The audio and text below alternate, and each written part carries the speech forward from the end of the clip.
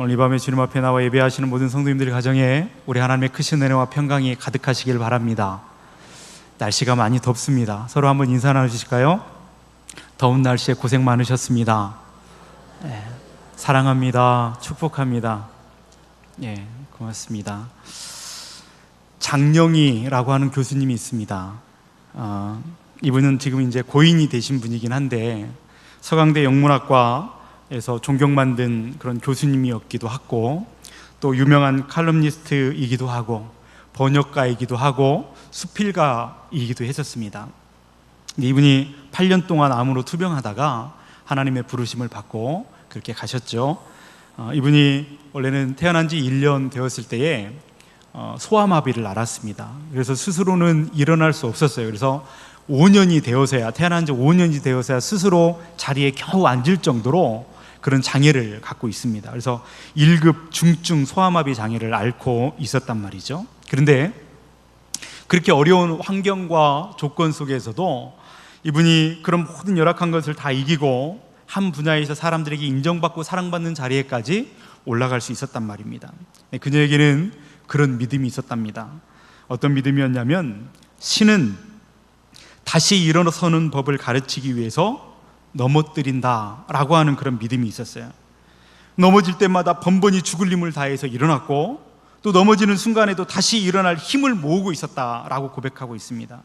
나를 넘어뜨리는 것은 나로 하여금 다시 일어나는 법을 가르치기 위해서 나를 그렇게 하신 것이다 라고 하는 믿음을 가지고 있었어요. 그러니까 2001년에 유방암이 걸렸었는데 그걸 치료받고 나았다라고 생각했다가 2004년에 다시 또 척추암을 앓게 되고, 척추암을 이렇게 치료하는 과정 가운데 이런 고백을 했다는 거예요. 나를 넘어뜨리는 것은 다시 일어나게 하는 그런 방법을 가르치기 위해서 그런 것이다, 이런 고백을 했어요. 수없이 넘어져 본 경험이 있었기 때문에 아마 이런 고백을 할 수 있었지 않았나 싶습니다. 그분이 샘터라고 하는 잡지에 이제 에세이를 이게 기재를 했는데, 그 책이 나오기 전날에 하나님의 부르심을 받았다는. 근데 그 책이 뭐였냐면, 책 제목이 살아온 기적, 살아갈 기적이라고 하는 책 제목을 갖고 있습니다. 그 책의 내용에 보면은 왜 자기가 신이 나를 넘어뜨리는 것은 다시 일어나는 법을 가르치기 위함이다라고 하는 그 믿음을 갖게 되었는지에 대한 어떤 일화가 하나 나오고 소개되고 있습니다. 그분이 미국에 유학을 갔어요. 영문학 박사학위를 받기 위해서 미국에 가가지고 불편한 그런 조건이었음에도 불구하고 최선을 다해서 애쓰고 수고해가지고 이제 박사학위 논문을 썼습니다. 2년 동안 열심히 그렇게 해가지고 논문을 썼고 완성을 했어요. 그래서 이제 초고는 다 버리고 마지막 최종본 그 논문을 이제 다 갖고 다른 것은 다 정리했습니다. 그걸 제출하고 한국에 돌아오려고 하는 그런 계획을 갖고 있었단 말이죠. 마지막에 그것을 차에다 두고 내렸는데 그날 밤에 차에 도둑이 들었습니다. 그리고 그걸 다 가져가 버렸다는 거예요. 2년 동안 그렇게 수고했던 논문이 하루아침에 사라져버린 거예요. 눈앞에서. 절망하고 포기하고 이제 그만해야 되겠다, 그렇게 낙심하고 그런 생각이 들어서 드러누워 있는데 마음 깊은 곳에서 조용한 소리가 들리는 것입니다. 괜찮아, 다시 시작하면 되잖아, 다시 할 수 있어, 아직 살아있잖아, 이런 음성이 들리는 거예요. 그래서 이 소망의 소리가 들려서 정신을 바짝 차리고 열심히 노력해서 1년 만에 논문을 완성했고 박사학위를 받게 되었단 말이죠.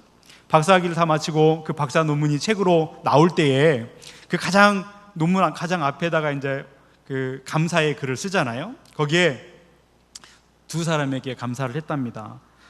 첫 번째는 자기를 낳아주시고 길러주셨던 그 부모님께 감사를 했고, 또 한 사람은 누구냐면, 제가 읽어드릴게요.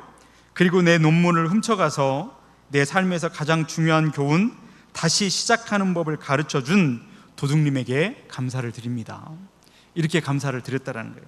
여러분, 역경을, 어려움을 딛고 일어나는 사람들에게는 이렇게 상황을 다르게 볼 수 있는 그런 눈이 있는 것 같습니다. 쉽게 포기하지 않는 그런 힘을 가지고 있는 것을 보게 돼요. 오늘 본문의 말씀도 우리 삶에 찾아온 어려운 시간을 다르게 볼 수 있는 그 지혜를 가르쳐주는 그런 말씀입니다. 실패해도 넘어져도 다시 시작할 수 있는 그런 힘을 주시는 말씀이 오늘 본문에 있는 말씀입니다.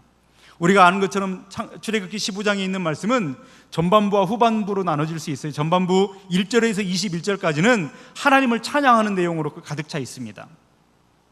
홍해 바다를 가르시고 마른 땅을 걷게 하신 그 하나님, 그 하나님에 대한 이스라엘의 찬양과 기쁨과 감격으로 이 노래하고 있는 것이 바로 그 전반부의 내용이죠.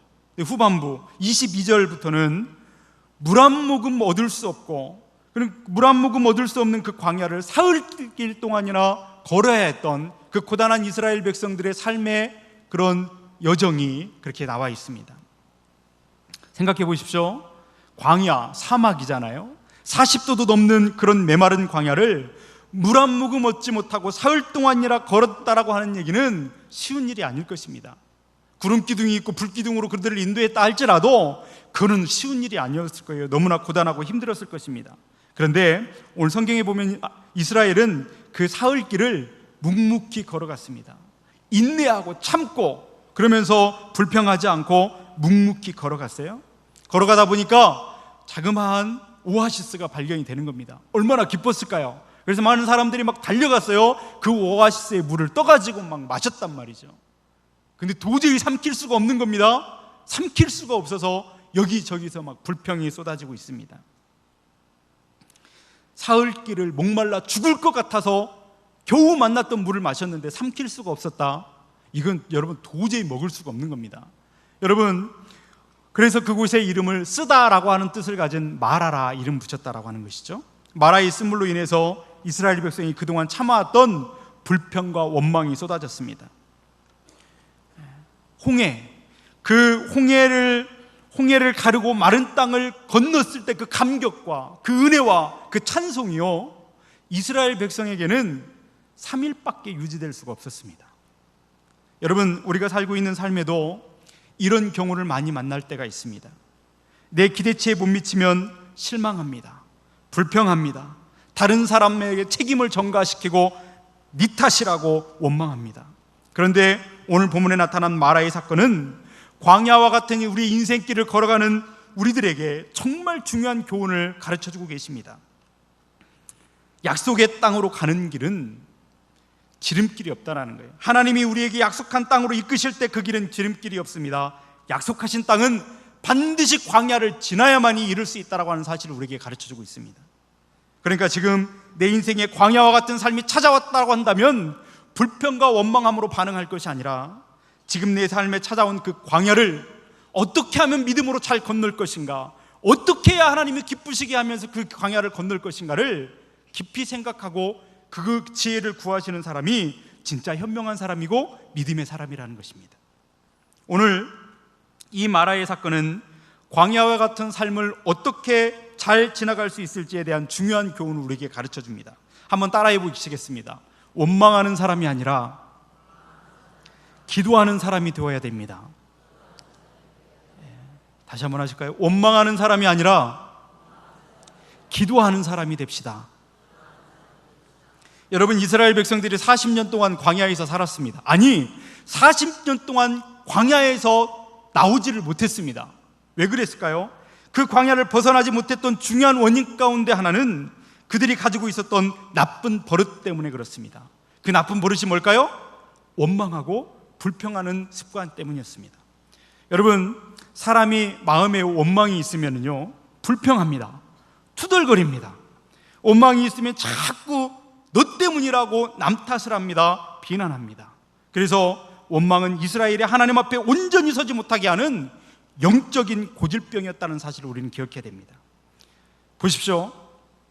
애굽에서 그들이 정말 어렵고 힘든 상황 가운데서 하나님께 부르짖었을 때에 하나님이 10가지 재앙을 통해서 강팍했던 바로의 마음을 녹이시고 그들을 출애굽시키셨어요. 그리고 그랬는데 그 놀라운 기적들을 경험하고 출애굽했는데 홍해 앞에 갇히게 되었을 때에 그들은 불평하고 원망했습니다. 그런데 하나님이 그 홍해를 바다를 가르셨어요. 마른 땅을 건너게 하셨습니다. 그런데 3일도 되지 않아가지고 마라를 만나면서 그들은 불평하고 원망합니다. 여러분, 배고프다고 원망하고 먹을 것을 주었더니 이제는 고기가 없다고 원망하고 마실 물이 없다고 원망하고 출애굽의 여정을 가만히 살펴보면 이스라엘은 계속해서 원망하고 불평하고 투덜대면서 그것이 반복되고 있는 것을 우리는 어렵지 않게 찾아볼 수가 있습니다. 여러분, 그 원망의 뒤에는 뭐가 있는 줄 아십니까? 거기에는 불신앙이 존재합니다. 생각해 보십시오. 하나님이 홍해를 가르셨다라고 노래한 것이, 하나님이 홍해를 가르셨다고, 하나님은 위대하시다고 찬양한 것이 불과 3일 전입니다. 홍해바다를 가르친 그 사건에 비하면 마라에서 만난 그 위기는 너무나 작은 문제였습니다. 그 큰 홍해를 가르친 하나님, 그 홍해를 컨트롤하신 하나님이 마라의 우물물 하나 컨트롤하지 못하시겠습니까? 여러분, 이집트의 애굽의 나일강, 그 젖줄이라고 하는 나일강을 피로 물들이시고 또 회복시켰던 하나님의 그 권능이 마라의 우물물 하나 바꾸시지 못하겠습니까? 여러분, 그것을 신뢰하지 않기 때문에, 신뢰할 수 없었기 때문에 불평하고 원망했다라는 거예요. 여러분, 멀리 바라본다 라고 하는 것이 뭐냐면 망원이라고 합니다. 망원. 그걸 거꾸로 하면 뭐죠? 망원을 뒤집으면? 그걸 모르셨군요. 잘 생각해 보세요. 망원을 뒤집으면 뭐가 되죠? 원망입니다. 원망. 여러분, 망원경이 뭐예요? 멀리 있는 것을 바라보기 위한 거죠. 멀리 있는 것을 바라보는 것이잖아요.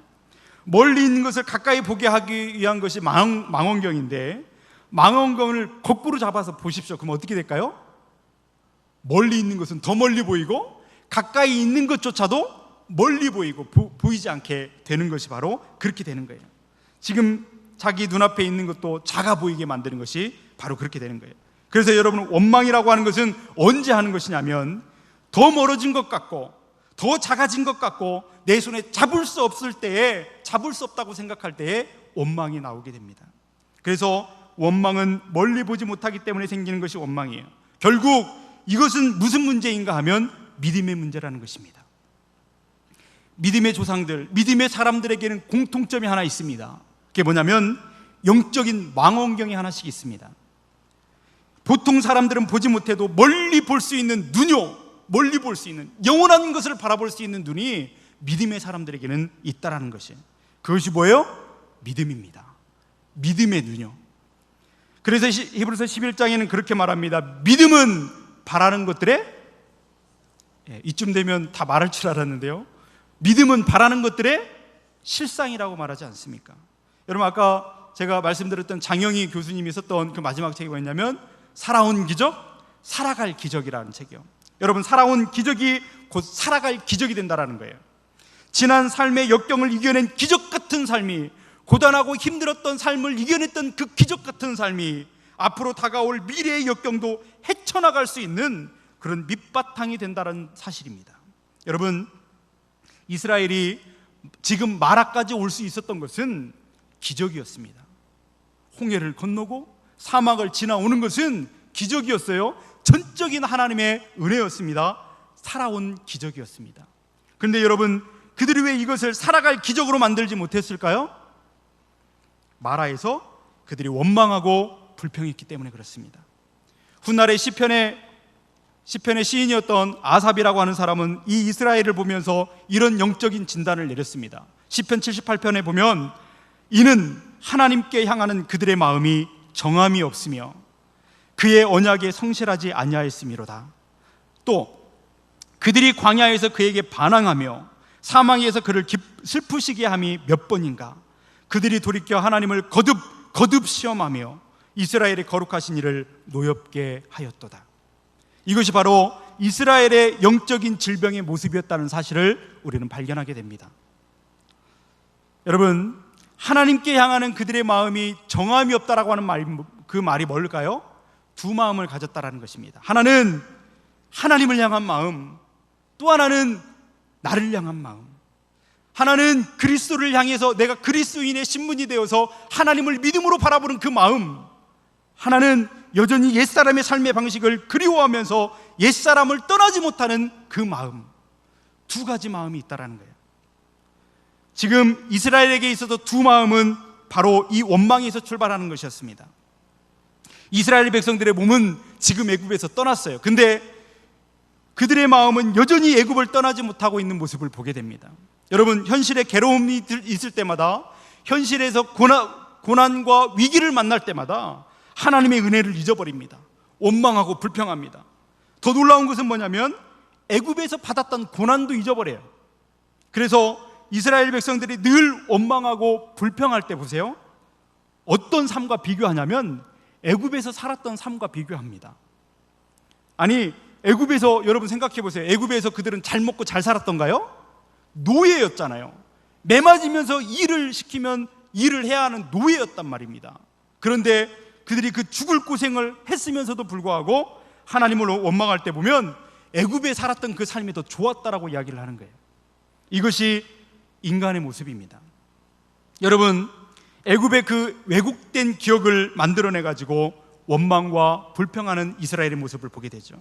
여러분, 원망하고 불평해 가지고 상황이 변화될 수 있다고 한다면 100번도 하고 1000번도 하고 불평하고 원망해야 될 것입니다.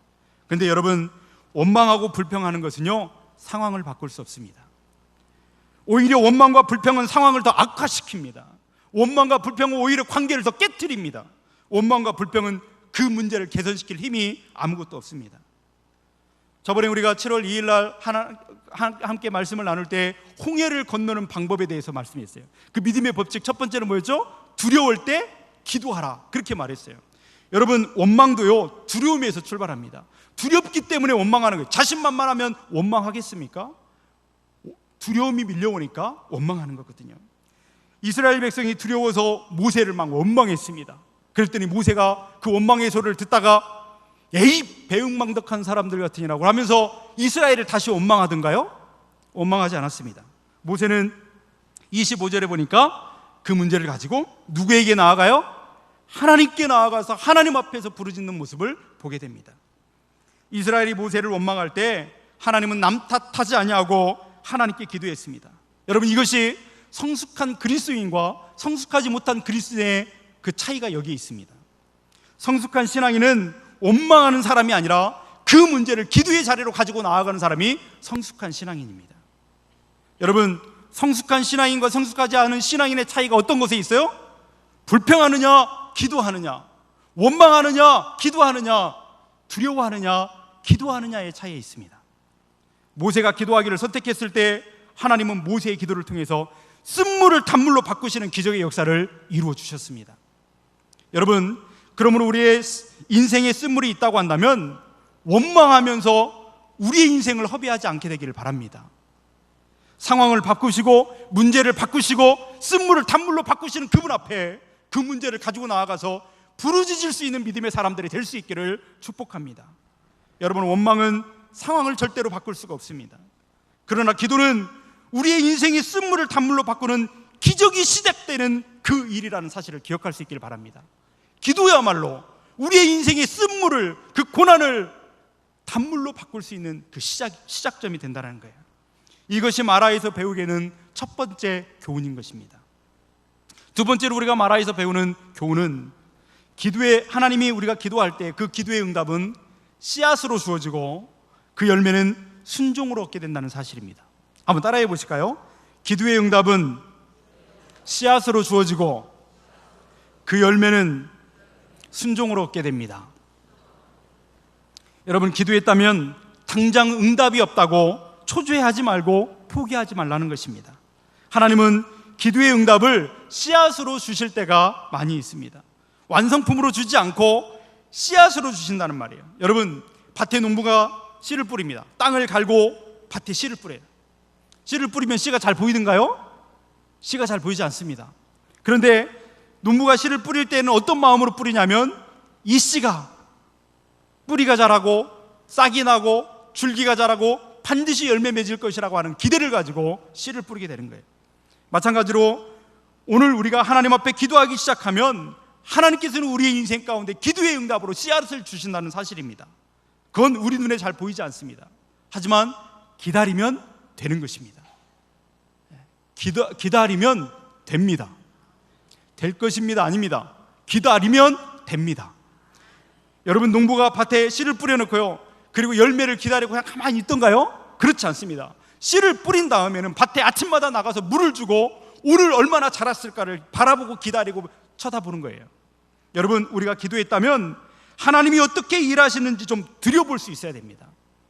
기도해놓고 열매만 나오기를 기다리는 것이 아니라, 기도했다면 하나님이 오늘 나의 삶에 어떤 일을 벌리실까, 어떤 일을 일으켜 주실까 기대하는 마음으로, 하나님 뭔가 우리 삶 가운데 새로운 일을 허락하시는지 좀 그런 기대함을 가지고 날마다 바라보는 믿음이 우리에게 있어야 된다는 사실입니다. 여러분, 모세가 기도했습니다. 쓴물을 가지고 사람들이 막 원망하니까, 하나님 이게 무엇입니까?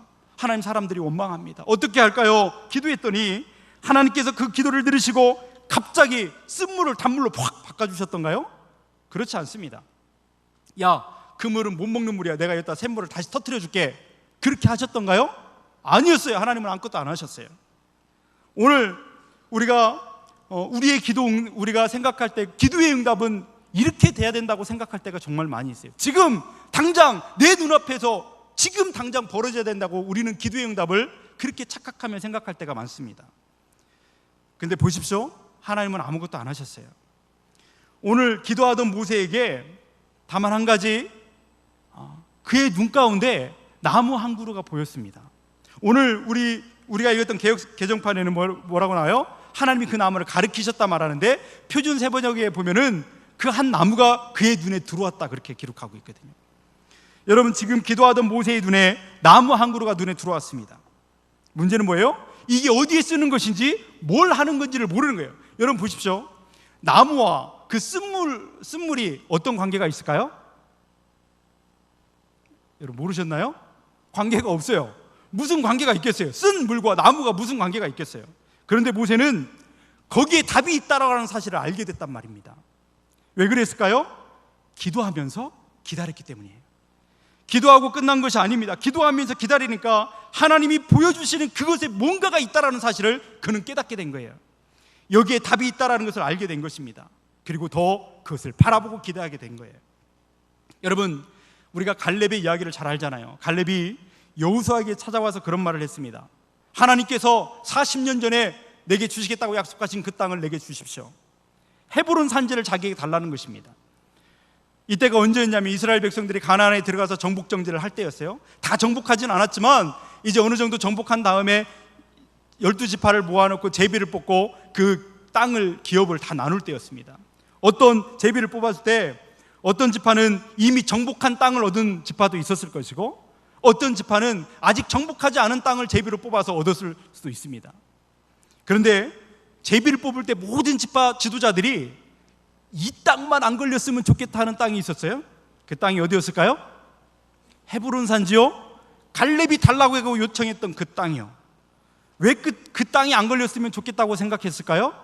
그 땅을 정복하기는 너무나 어려웠기 때문이에요. 요새였거든요.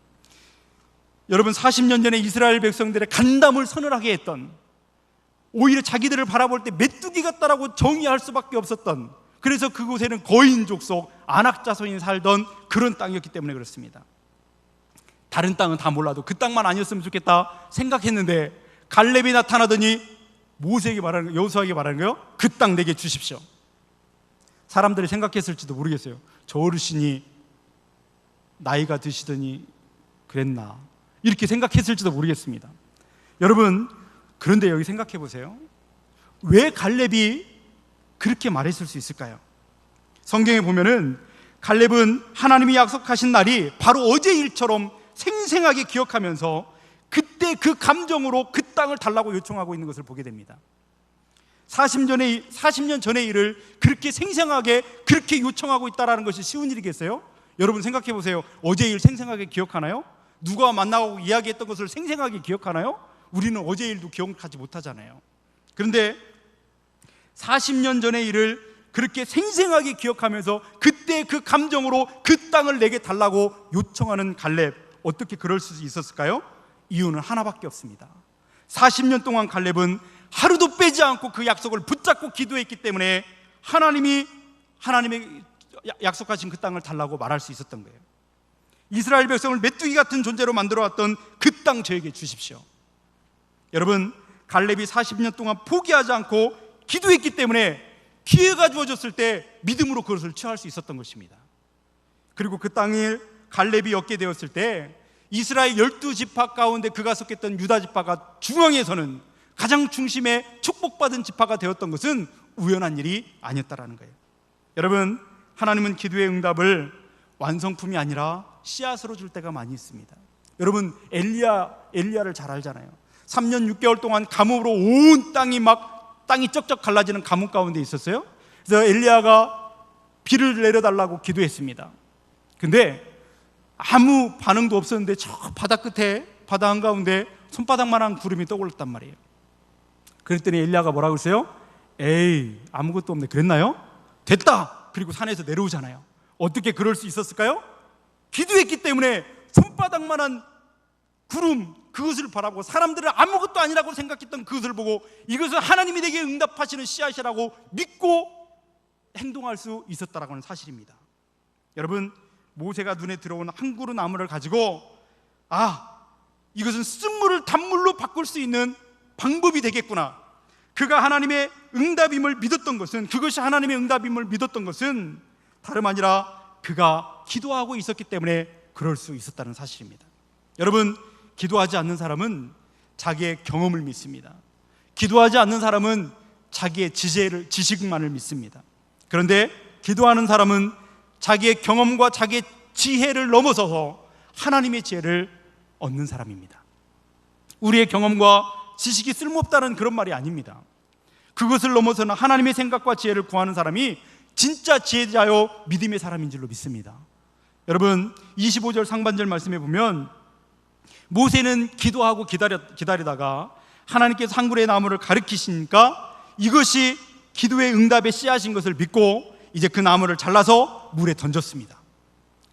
여기 보세요. 하나님이 가리키시니까 그 나무를 잘라가지고 물에 던졌어요. 이것은 상식을 뛰어넘는 일입니다. 상식을 뛰어넘는 행동이었어요. 모세가 믿음으로 근데 그것을 순종했더니 쓴물이 단물이 되는 것이었습니다.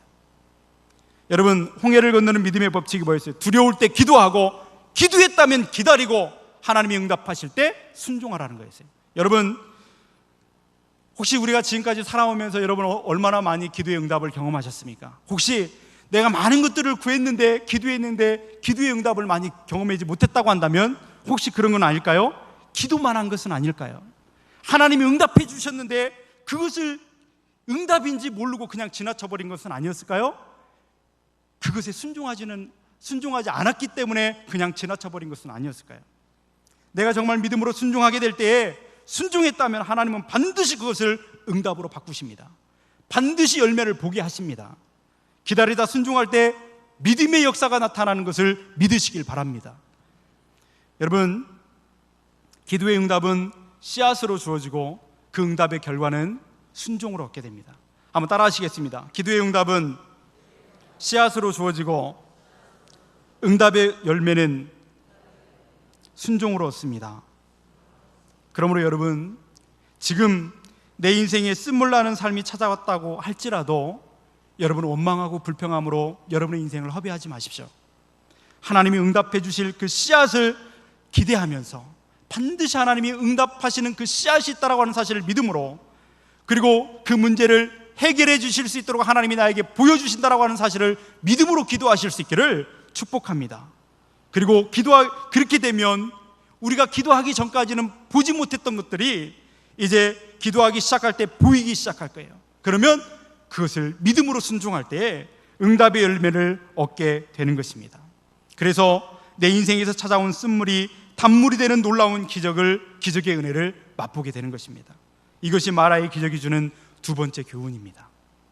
여러분, 세 번째로 고난을 통해서 배운 하나님의 말씀은 앞으로 우리가 살아갈 기적이 된다는 사실입니다. 한번 따라 하시겠습니다. 고난을 통해서 배운 하나님의 말씀은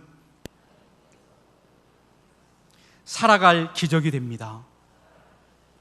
모세가 나뭇가지를 잘라서 던졌더니 쓴 물이 단물이 되었습니다. 어떤 사람들이 이 나무에 특별한 효능이 있어가지고 그런 것이 아닌가 연구하는 사람이 있을지도 몰라요. 근데 그런 거 찾아볼 필요가 없습니다. 성경에서 이 나무가 어떤 나무라고 말하지 않았다고 한다면 찾아볼 필요가 없습니다. 중요한 것은 뭐냐면 이 과정을 통해서, 이 기적을 통해서 이스라엘이 스스로 사흘 동안 왜 우리가 목말랐는가, 우리가 마라의 쓴물을 경험하에게만 했던 이유가 무엇인가를 깨닫게 되었다라는 사실입니다.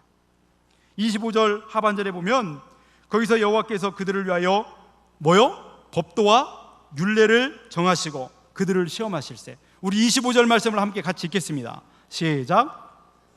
여호와께 부르짖었더니 여호와께서 그에게 한 나무를 가리키시리니 그가 물에 던지니 물이 달게 되었더라. 거기서 여호와께서 그들을 위하여 법도와 율례를 정하시고 그들을 시험하실세. 아멘. 이게 무슨 말입니까? 여러분, 하나님은 마라의 쓴물을 단물로 바꾸시는 그 기적을 통해서 이스라엘의 하나님의 백성으로 살아갈 수 있는 법도와 율례를 만들어 주셨다는 사실입니다. 이것은 마라의 기적이 그냥 단순하게 우연하게 생긴 일이, 만났던 일이 아니었다라는 거예요. 하나님이 이스라엘을 테스트하시고 하나님이 이스라엘을 교육하시는 또 하나의 방법이었다는 사실을 우리는 기억해야 됩니다. 한 가지 그 놀라운 기적을 그들의 삶 가운데 보여주시고 하나님을 신뢰하게 한 다음에 그렇게 말하는 거예요. 내가 이 기적을 너에게 보여주셨으니 너희는 내가 말하는 이 법규와 율례를 지킬 수 있겠느냐? 너희가 이 법규와 율례를 지키기만 한다면 이와 같은 기적을 너희의 삶 가운데 매일같이 베풀어 주겠다라고 하는 하나님의 약속이 여기에 있는 것입니다. 그래서 하나님께서 그 기적을 보여주신 거예요. 그래서 그 법규와 율례를 세우신 것입니다. 그 법규와 율례는 이제 하나님께 순종하는지 안 하는지에 대한 테스트, 시험이 될 것입니다. 여러분, 그러므로 하나님의 시험을 오해하지 마십시오. 하나님이 테스트하실 때는 내 믿음의 수준이 얼마큼인지를 몰라서 테스트하는 것이 아닙니다. 하나님은 나를 너무나 잘 알고 계신 분이에요. 내 믿음의 수준을 잘 알고 계십니다. 근데 왜 테스트하실까요? 내가 내 믿음의 수준을 모르기 때문에 그렇습니다. 하나님은 우리로 하여금 너의 믿음의 수준을 알라고 테스트해 주시는 것입니다. 괜찮은 신앙인 줄 알고 있었습니다. 어떤 일을 근데 겪어놓고 보니까 하나님 앞에서 내가 왜 이렇게 연약한 사람인지, 하나님 앞에서 왜 내가 이렇게 부족한 사람인지를 깨닫게 될 때가 얼마나 많이 있습니까? 내가 모든 일들 잘 감당하는 그런 믿음의 사람인 줄 알았습니다. 그런데 자그마한 시험 앞에서도 픽픽 쓰러지는 내 자신의 모습을 발견할 때가 얼마나 많이 있습니까? 하나님이 오늘 우리에게 그런 테스트를 하실 때는 하나님이 우리의 수준을 몰라서 테스트하는 것이 아니라 우리로 하여금 너의 수준을 좀 깨달아 알라고 하나님이 테스트를 하는 것입니다. 그래서 아직 내가 완전한 신앙인이 아니라 내가 여전히 하나님 앞에서 성숙을 목표로 달려가는 인생임을 제대로 알게 하시려고 하나님은 오늘 또 우리를 테스트하시고 고난 가운데 그 시험을 통과하게 하신다는 사실입니다. 여러분, 그래서 예수님의 형제 야고보는 그렇게 말했어요. 내 형제들아, 너희가 여러 가지 시험을 만나거든 온전히 어떻게 여기라? 기쁘게 여기라. 여러 가지 시험을 만날 때는 불평하고 원망해라? 어떻게 하라? 온전히 기쁘게 여기라. 하나님이 우리에게 시험을 주실 때는 우리로 하여금 부족함이 없는 삶을 만들시기 위해서, 하나님을 닮아가는 삶 되기 위해서, 예수님을 닮아가는 그런 성숙한 신앙으로 만드시기 위해서 오늘 또 테스트해 주신다는 사실입니다. 그러므로 그런 고난의 문제 앞에서 광야와 같은 시험을 당할 때에 그 일을 통과함으로 나 자신을 발견하고 그리스도를 그 일을 통해서 더 닮아가시는 저와 여러분들 될 수 있기를 주님의 이름으로 축원드립니다. 여러분, 마라에서 쓴물을 단물로 바꿔주시는 기적을 통해서 이스라엘은 하나님께 순종해야 된다는 것을 배웠습니다. 그리고 하나님은 그 말씀에 순종하는 사람들에게 마라의 기적과 같은 똑같은 기적을 삶 가운데 베푸시겠다고 약속하시는 거예요. 26절 말씀 우리 함께 읽겠습니다. 시작. 이르시되 너희가 너희 하나님 나 여호와의 말을 들어 순종하고 내가 보기에 의를 행하며 내 계명에 귀를 기울이며 내 모든 규례를 지키면 내가 애굽 사람에게 내린 모든 질병군 하나도 너희에게 내리지 아니하리니 나는 너희를 치료하는 여호와임이라. 아멘. 하나님은 하나님의 말씀에 순종하는 사람들에게 네가 쓴물의 인생을 만났느냐? 내가 단물의 인생으로 바꿔주겠다. 우리의 안에 아픔과 상처를 치료하시는 여호와 라파의 하나님, 그 치료의 하나님으로 만나주시겠다. 그렇게 오늘 본문에서 우리에게 약속해 주고 있는 것입니다. 그래서 마라의 사건은 어떻게 보면 고통의 사건이지만 이를 통해서 하나님을 더 깊이 알게 되고 말씀에 순종할 때에 기적을 체험할 수 있다라고 하는 사실을 우리에게 가르쳐주고 있습니다. 여러분, 고난을 원망만 하는 사람은 하나님의 약속을 받지 못합니다. 그런데 고난을 통해서 하나님의 말씀을 배운 사람은 매일같이 우리를 쓴물을 단물로 바꿔주시는 하나님의 은혜를 날마다 그 약속을 확인할 수 있을 것입니다. 여러분, 살아온 기적이 살아갈 기적으로 바뀌어지는 역사가 여러분의 삶에 이루어질 수 있기를 축복합니다. 시편 119편 71절에 그런 말씀이 있어요. 고난당한 것이 내게 유익이라. 이로 말미암아 내가 주의 율례들을 배우게 되었느니라. 고난을 통해서 내가 하나님의 말씀을 배웠다고 한다면 그 고난은 이제는 내게 유익이 된다는 사실입니다. 왜 그래요? 무엇보다도 하나님의 말씀대로 사는 법을 배워서 앞으로 살아갈 기적을 경험하게 될 것이기 때문에 그렇습니다. 그런데 오늘 말씀은 여기서 끝나는 게 아니에요. 더 큰 반전이 있습니다. 27절 말씀을 같이 읽겠습니다. 시작. 그들이 엘림에 이르니 거기에 물샘 12과 종려나무 70그루가 있는지라. 거기서 그들이 그 물 곁에 장막을 치니라. 아멘. 마라의 기적을 경험한 다음에 이제 여러 가지 우여곡절을 겪은 끝에 마라에서 이스라엘 백성들이 떠났어요.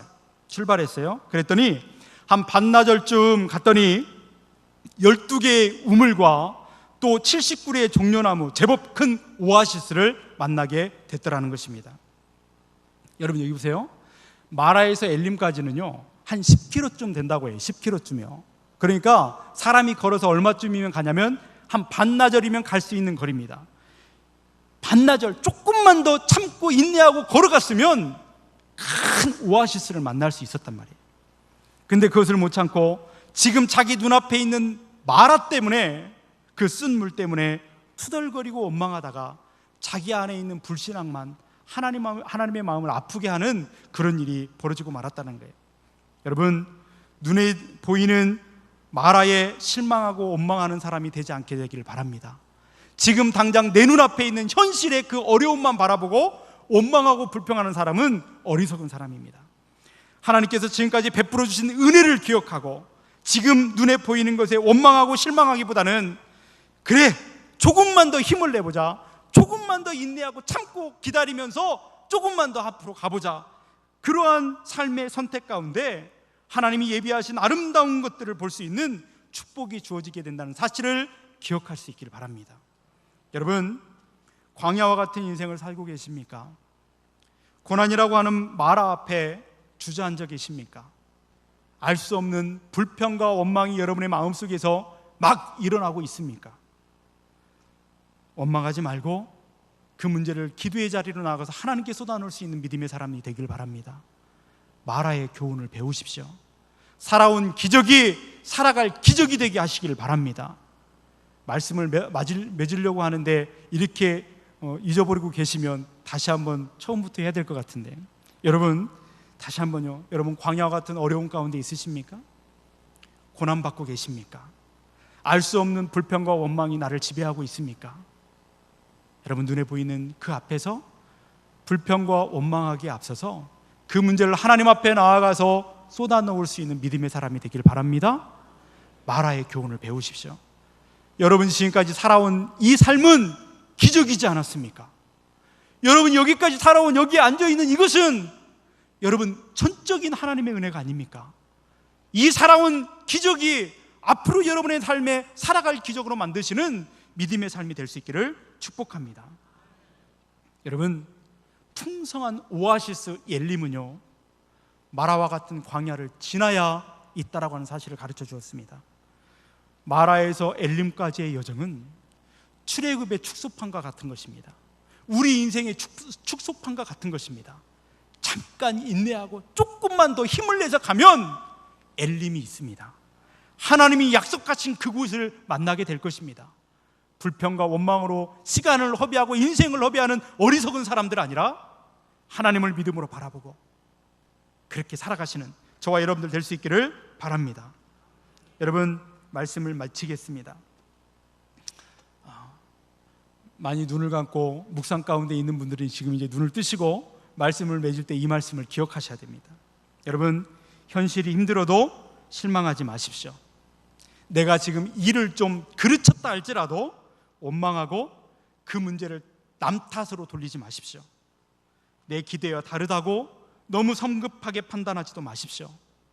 엘림은 마라를 지나야 있는 것처럼 약속의 땅은 광야를 지나야 있다는 사실을 기억할 때에 우리는 이 낙심의 자리에서 다시 시작할 수 있습니다. 다시 일어날 수 있습니다. 우리 교회가 이 말씀을 기억하고 여러분들이 시작하셔서 다시 이 자리에서 일어나 하나님이 기뻐하시는 부흥을 이루는 저와 여러분들 될 수 있기를 주님의 이름으로 축원드립니다. 기도하시겠습니다. 하나님 아버지, 오늘 생명의 말씀을 우리 가운데 주시니 감사를 드립니다. 오늘 말씀을 우리 신비 가운데 새겨 주옵소서. 우리 인생 가운데 쓴물 만난 인생이었지만 하나님 앞에서 단물 나는 인생이 되어지길 원합니다. 마라의 기적이 오늘 우리의 기적이 되게 하여 주시옵소서. 살아온 기적이 이제 앞으로 살아갈 기적으로 만드는 아버지 하나님 놀라운 역사가 우리 삶에 경험되게 하여 주시옵소서.